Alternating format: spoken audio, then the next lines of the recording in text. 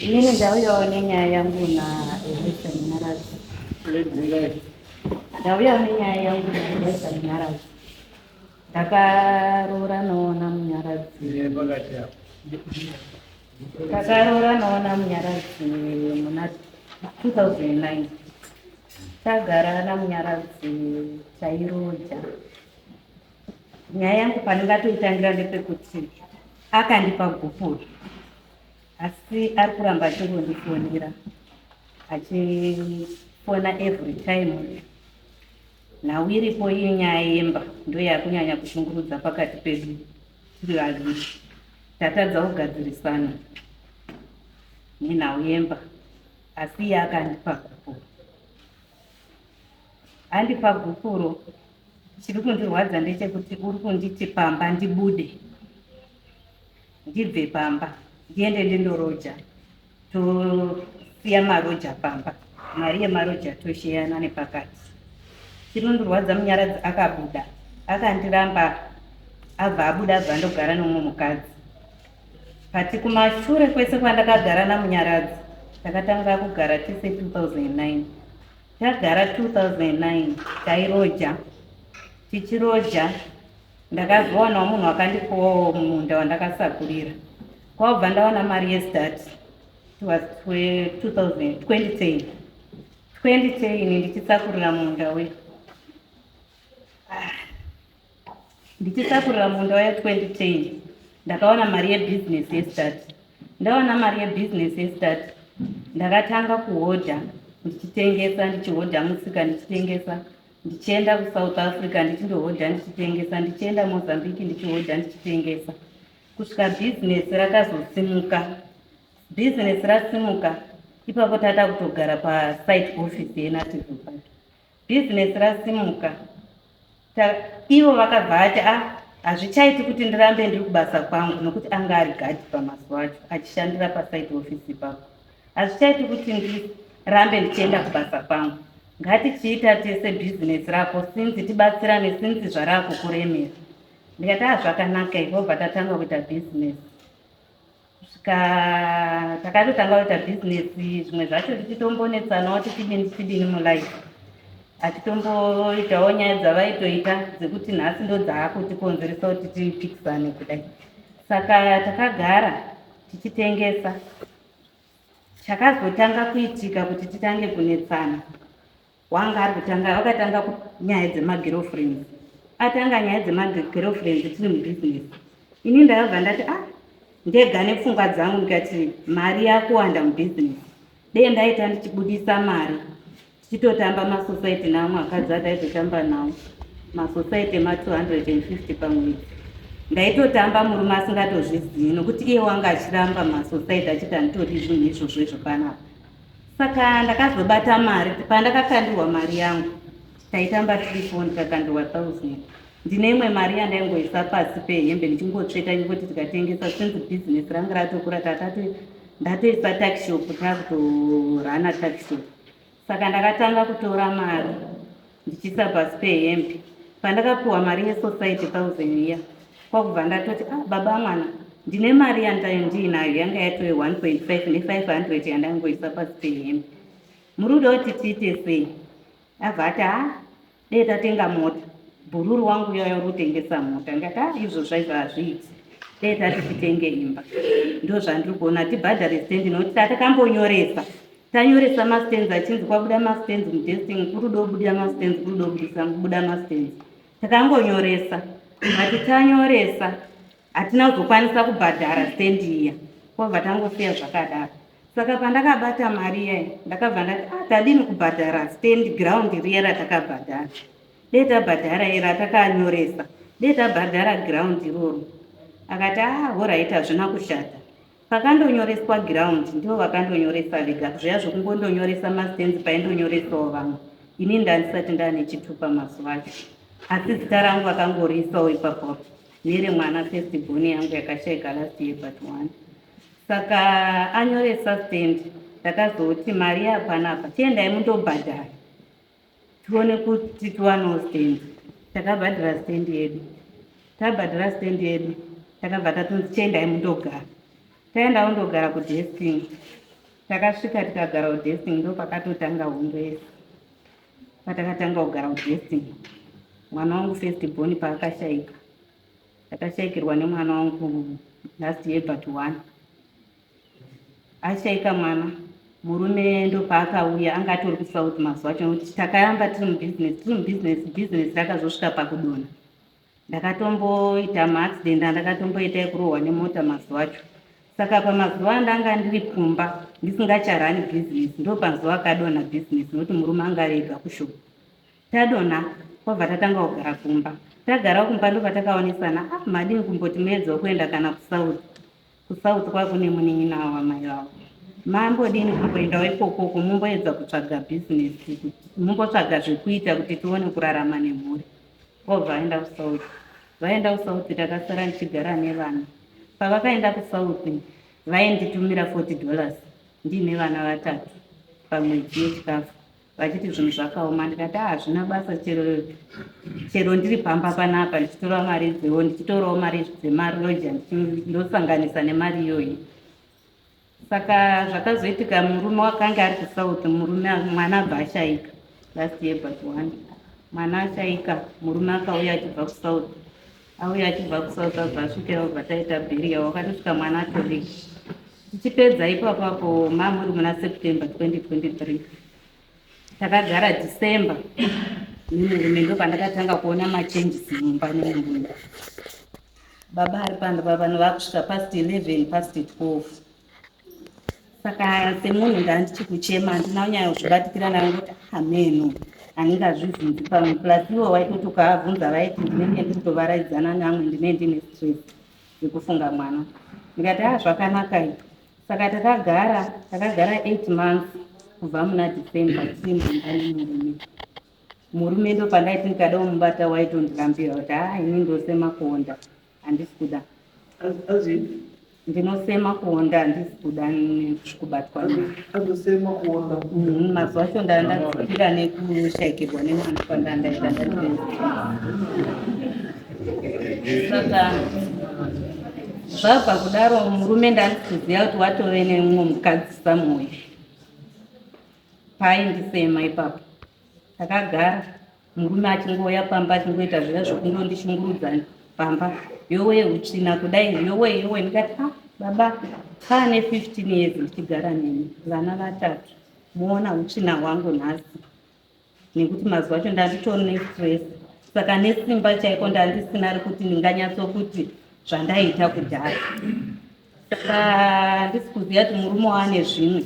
Murume wakazoti awana basa, akangoti achiwana basa sanhasi. Semangwana ndo pakauya murume abva ati inini nezvenyu handichadi. Saka ndauya kutakura hangu hembe dzangu ndiende. Ndo zvamafunga zvikanzi kwabva atobuda. Akangorongedza hembe dzake shoma atobuda zvaenda. Kwabva andogara nomumwe mukadzi. Agara nomumwe mukadzi. Panguva yacho asati aenda kundogara ndakamboedza kutaurana nemukadzi wacho ndazviziva kuti aane mukadzi usamwe. Ndakaedza kutaurana nemukadzi wavo ndikati dai taonesana murume agona atisheyanise zvakafanana, nokuti ndakararama 8 months nemurume mumba tichirara pasi mubhedha achitaura kuti ndinosema kuona. Saka ndakati pamwe ndikaedza 8 months. Saka ndakati pamwe ndikaedza kutaura neumwe mukadzi uyu tinogonawo kuwirirana tikaonesana kuti tigare tionesane nhau iri paground. But takatadza kutonzwanana nokuti ndaiti ndikataura nemukadzi uyu iwo ndisi kutoziva kuti pachavo vari 2 murume nemukadzi ari kuwirirana, ini ndinda kutoitwa benzi.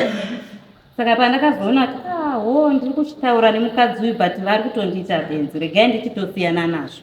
Ndakabva ndatotanga kunyarara. Ivo ndo pavakabuda akaenda ndogara kumukadzi uya, handina kumbobvira ndakazoenda kumba kwacho nonda ndatoona kuti zvinhu izvi zvakutoitika. Saka inini muda kubatsira inini ndinoda kutobatsirwawo nenhau yekuti murume wakazodaidza hama dzangu achiti ndiri kuda kupa mwana wenyu gupo. Saka gupuro takapanana. Mufunga vanhu vese panapa tatitorimo tese mumba imwe. Saka vanhu vakazotadza kunzwisisana nenhau yemba. Nokuti hama pachedu tatiri kuti ivo vaigara achindondifonera ngatoti naye vanga achitongondifonera kana manhero aya yototi ndipozve mapepa emba yangu please. Imi munoti mapepa emba sei enyu sei isi takashanda tisi mapepa emba ndisi kukupai. Saka takasvika pakuti akadaidza hama kuti apanana kukuru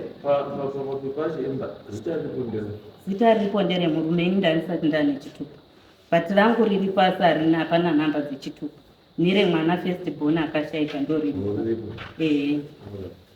Saka it's okay.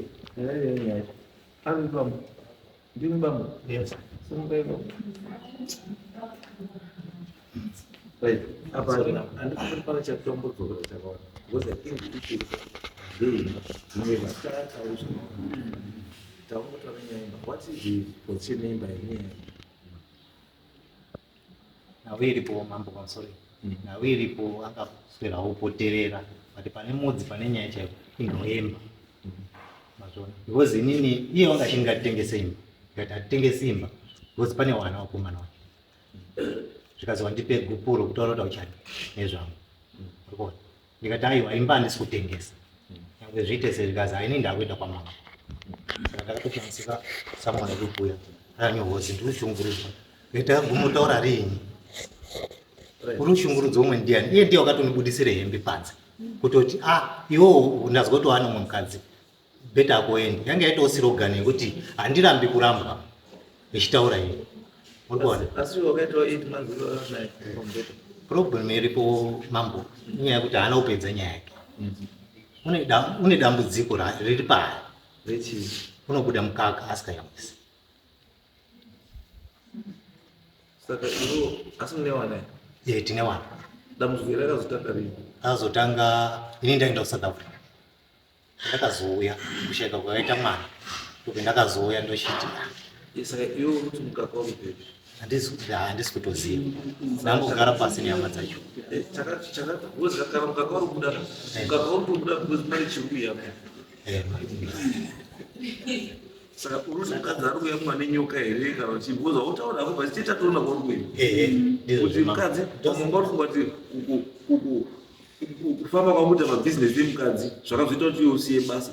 Inyaya kuti mukadzi anga kuyamwiwa. Akayamwiwa mari youya. Ndakambotora kubvunza kuti mwana chii chiri kuitika. Pese kumashure zvazvisaitika. Batika iwo kubvunza ka handiyo solution. Izvo wakaona kuti mukadzi ari kubuda mukaka. Wakamboite iwewo kuti muone chakuisa mukaka chii. Ndakafamba naye. Zvikazi chii. Ndope takazoende kuno umwe munhu kuadhoko akati imamai hapana zvamakamboita. Akati hapana. Zvikazi hapana munhu wakambokubatsira here. Akati uripo. Zvikanzi akaita sei pamba. Zvikanzi pane zvakatserera pamba ipapo. Zvikanzi wakatserere. Zvikanzi handisi kuziva. Watatorana naye kwakuenda pamba. Kazi ngatifukunyora apa paine bakatwara riripo. Akasungwa nejira rehedhi. Zvikanzi amai ko ichabvepi. Zvikanzi pane madzimai wakandibatsira. Ko murume makamutaurira zvikanzi handina. Zvikanzi sei mechiita zvinhu zvakadai mumusha maano. Murume asikazvizivi. Ndope ndakatanga kubuda pamba ipapo ndakuti zvinhu zvapanapa tatakungozwa. It's okay. Apa tatungoti tingozive kuti honzeni chii. Kuti chii chakonzeresa musoro. Kuti uteme. Asi saka chakonzeresa kuti musoro uteme chaanacho taakuchiziva. Asi nyaya chaicho handiye zvese. Nyaya yaimba. Because mutemo unoti kana mwana wacho ane makore mangana? 12 ne7. Saka 12 ne7 ka? 11 ne5.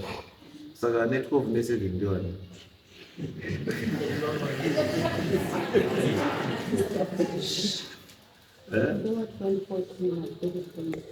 Baba anasika madate. Anyway, it's okay. But what is the mutemo? Kana paine mwana wari below the age of 18. Imimi baba na mai maramba. And wana wanoda shelter. Wanoda pekugara pasingatambura furniture kusvika the age of 18. Saka wana wakufamba. Saka wana izvo vasikazvifamba ende wana vanopiwa custody yamai kana vari below the age of 18. Unless they are extenuating circumstances. Zvekuti kurudzi mai tikamupa wana haana kunogara newana. kana kuti mai tikamupa mwana mai akatoroorwa pane umwe murume saka haakwanisi kugara newana. Mareasons akaita senge iwawo ndiwo anozopa custody kunani, kuna baba. Asi paine futi mau yekuti baba anobvumidzwa kuzoona wana wake. But in this case now, imimi namai mutore imba yenyu newana wenyu, abuda ndibaba, mai ari paye ari baba. What's the purpose of kutengesa imba?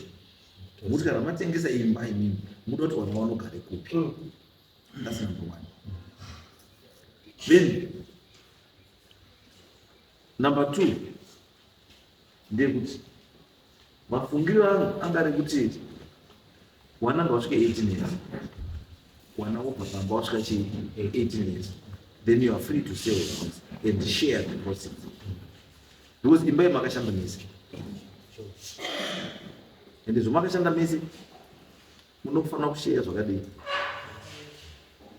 unless paine ari kuti ndini ndakaisa zvakawanda ndo zvinochinja chii, ndo zvinochinja percentage. Because mazuva ano kunonzika kana uti wakawaka producer mareceipt kuti nditakatengawa simende nechi nechi, izvozvo ndo zvinokwanisa kuchinjisa kuti percentage. But otherwise mamiriro azvakaita, I don't see any reason why you should sell the house. Asi mukadzi nyaya yake haisi yekutengeswa kwaimba, mukadzi nyaya yake iri kuti iwewe uri kuramba uchimushungurudza nenyaya yepamba ipo hausi kusvika, asi mashoko wako ari kusvika. Hausati wamufonera naye sumukai nhama uyu murume uruti haasumbokufonera pamba unosvika achitotora mafoto emba, achitotora kugadheni mafotos, achindifonera achiti ndipe mapepa emba ndiri kutengesa imba.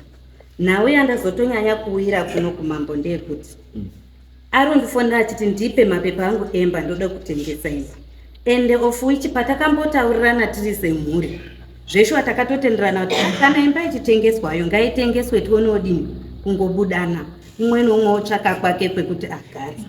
Saka patakazonge takufona hanzvadzi yangu ndiyo yakati wamufonera uyarara nokuti wakandiruda kudzokera kuSouth, chiitai zvinoita zvacho tione kugadzirisana ndoda kubuda. Ivo vakapindura kuti tsanu kana muda kuenda kuSouth dzokerai, imimi dzokerai kuSouth inini zvemba yangu ndini ndichaziva zvekuita, handisida kuti imba yangu itengeswe ndini ndisitoziva zvandiri kuzviitira. Zvazvichaita ndezvekuti inini ndichatsvaka mari yekupa hanzvadzi yenyu yekuti ndimupiwe yekuti abatsirika kuone kubuda papa. Ndikati iyazvo ndo mataurirwa zvinoitwa iri kuti ndimupiwe mari yekuti abatsirike kana kuti tinotaurirana.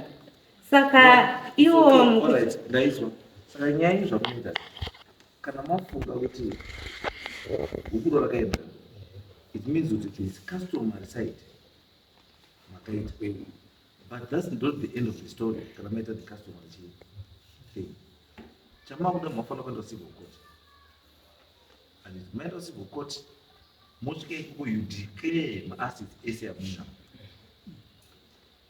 and madeclare maassets ese amunawo muchitaura intention yenyu to sell the house, then muchitaurirwa how you are going to share the proceeds from the sale yemba iyoyo.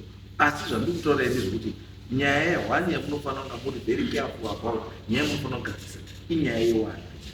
Inini my view ndekuti imba iyi musatengese kusvika wana wasvika 18, wana wachigara pamba pani pavo, then afterwards wana wakuzviitira zvauta muhupenyu you can sell the house, but for now for the sake of the kids it's not necessary. And saizvo nyaya yekuti kuti isusu imi bambo kana mati hamuchadi zviro, and makufona musafone mukumbira kupota kune munhu wamati achadi, kana kuti murambe mukuya futi pamba ipapapo, and there is no need yekuti mutorane mapiece order. And why? Because uda kuona wana wako iwo. Saka ukachipiwa piece order kuti unoda authority ya someone kuti kuona wana wako. No, zvinoita kuti kuzata muna urongeka. And iwewe chingouya uone wana wako uchipa wana wako what they are supposed to get mai wachigara newana wavo zvatopera. And you, if you are supposed to maintain wana wako, mai uenda kucivil court uclaima maintenance, iwe yobhadhara maintenance, uchengeta wana wako namai wacho. Ndakatoenda ndonya enda kusunza undese kuti ndipe mapepa emandikuti. Saka imimi zvatipanapa is why muri 2 zvandaona pamuri 2 mese maramba pandiri kuti pana anotengesa iwe, because iwe murume wati mukadzi ndiye anotengesa. Mirai mukadzi ukati murume ndiye anotengesa, handisi? So mese muri 2 hapana munhu anotengesa iwe. Saka izvo pasina munhu anotengesa iwe, ndakuti chiendai mugare zvakanaka kwamurugara ikoko, muchengete wana mozotengesa imba yawana 1.8 simbo zvatobva, because maramba mese kuti hapana anotengesa iwe. Asi murume usashungurudze mukadzi usashungurudze bambo makatsukira, makatsukira, move on move on neupenyu hwenyu. Andika mukadzi, you are still young, very presentable, move on with your life.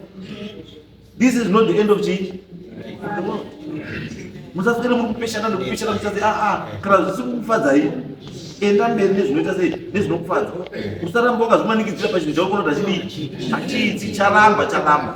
Asi ndoti for the sake of the kids, parents move on, but wanonoramba vari papi varipo pamba pavo, because pamai vakamumba mai wakira wana manga musikawakiri mimba.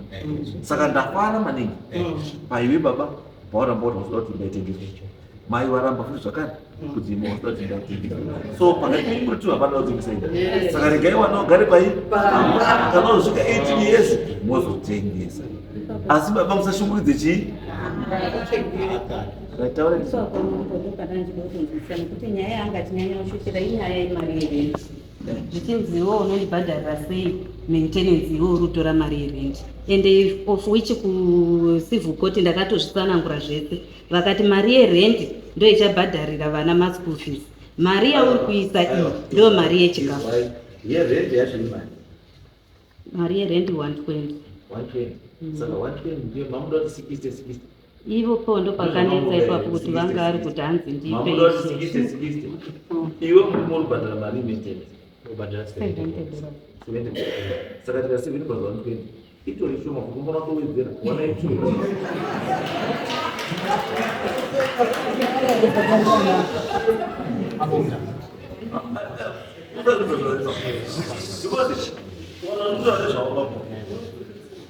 Wana wako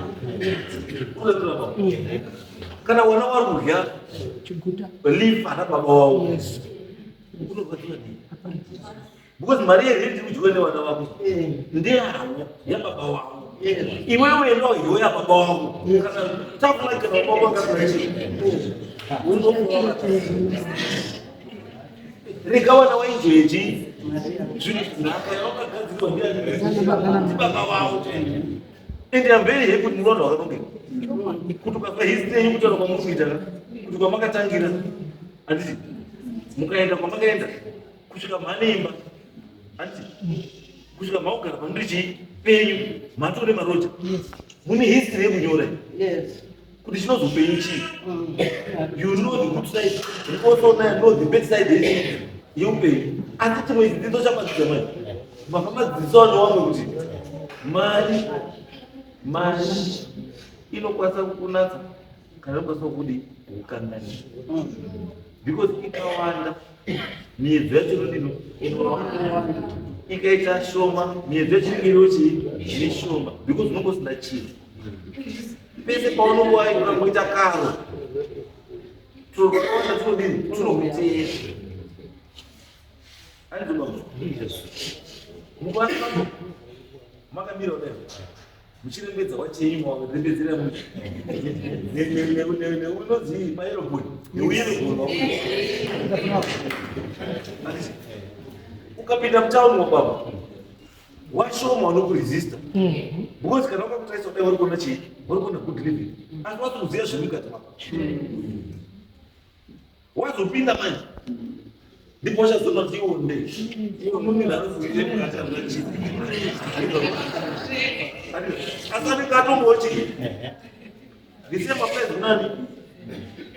And it's a lesson to men. It's a lesson to Wamuli, never know. And it's also a lesson to know why.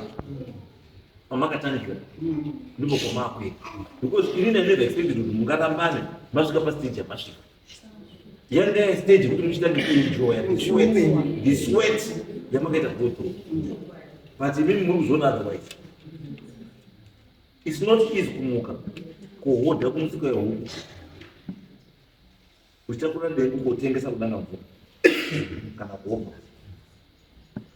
Kusika wosa chakula ndengu wa kutengesa wa shuka na matofu. Kusikira kutengesa shuka na matofu zao kutengera stand. Upo wakaimba. Utaka ukara imba yo ndiani. Upo wakaimba. Upo wakaimba. Ngari ari sinangwa na issue. And guys, it's time to think again and revisit your life. Wakatangira.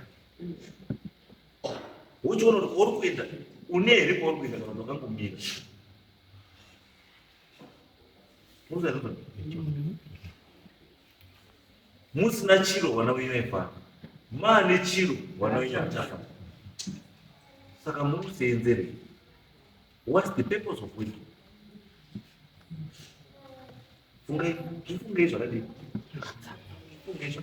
The purpose of working is to wana wedu watoto ni hama zetu zakatitendereza zigari uzo kanaka ndio purpose ya but ukona mauti matanga ugana zakanaka ni zvese zvaenda futi pasero something kadzisa ichi chienda kumba siyai wana wari pamusoro vaona namai wavo inoambuka nyaya yerendi siyai rendi chenderesei wana wedu dai ndandindi baba maimboenda korefresha South Africa muchitsvaga zvebasa muzodzoka mande dzimwe pfungwa dzisina uruzwa zvamurikuitira zvibaba you are jumping from a frying pan into the fire.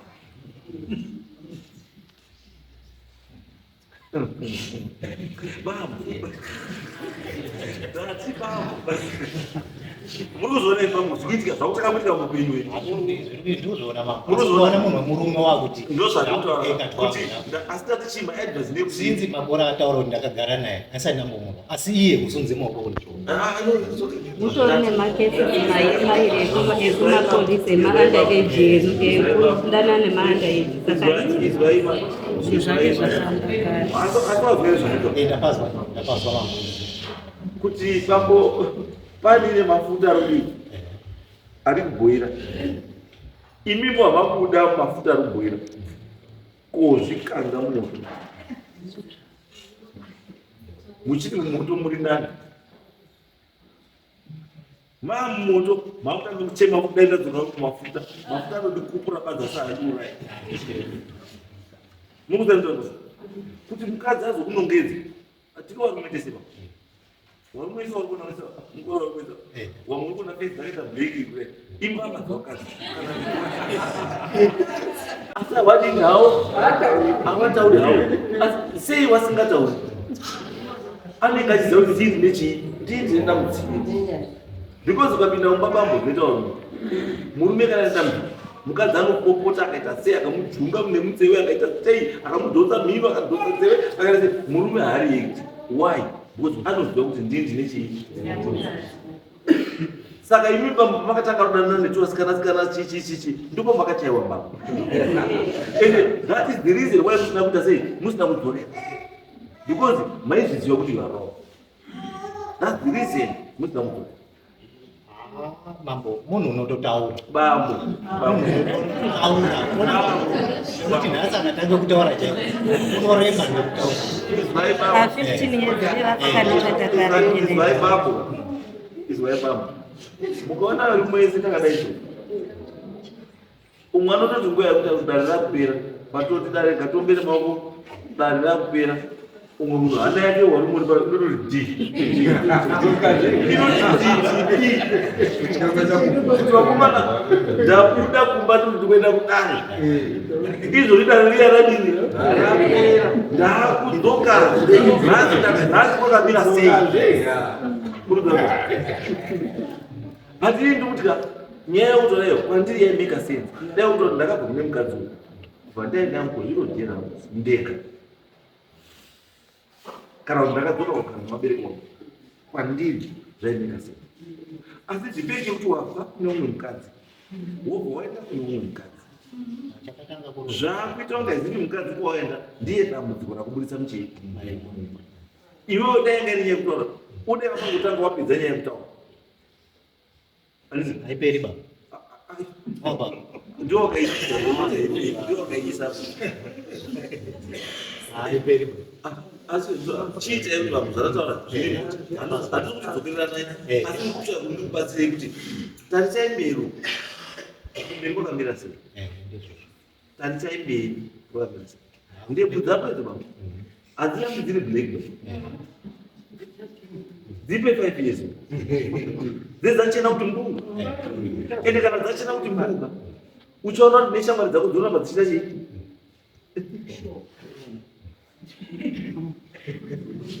kusvika pamwe waugara wega uchikudza mbudzi uri wani nditi ndinoona mbudzi mugadi irosepasikana unopasara kuti chii the next thing from there umaposangana najesu unazvoita upenyu haurambi uri chii paule ukatarisa skini yangu ukaona ukandiona so kufunga kwako ndirizera rako ndandakaita sei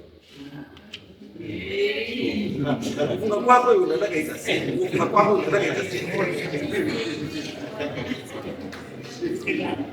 akaona ndaitotonga ndisingafemi kutonga ndisikaendi kutoireti wakanditaisa asi nguva iyoyo yakaita sei yakadii yakapfuura bambo unoza bambo yakapfuura tatotaisana nekota to 8 yekuenda kufa taakumakota to takatodarika pahafu unoza bambo ukaona kuti 50 years gwindiri aenda pasi kuti mwari maita ndapfuura ndakupindawo 3 kota zvikubva pa50 kusvika pa90 kubuda kwako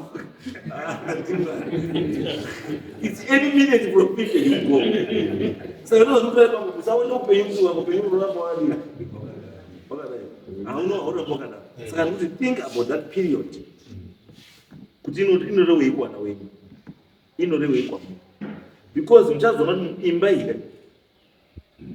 musakaitengesa ndiyo ichaita state house ndiyo ichachengeta mwana wako wese ndiyo ichachengeta vazukuru wako wese uchazozviwo sekuru wedu anga ari munhu aiona angaende muono toenda koroja mambo kutoona toti sicho apa tingatokuwadzana ini kuti iwe semurume akangwara uchimbasedwa wako usiku uri kuroja its okay usatengese nyaya yemukadzi wainatovamba izvozvo akatodanana akatomboitisana mwana kumashure kwakuzotorana kwakuzogara vese saka zvinganzi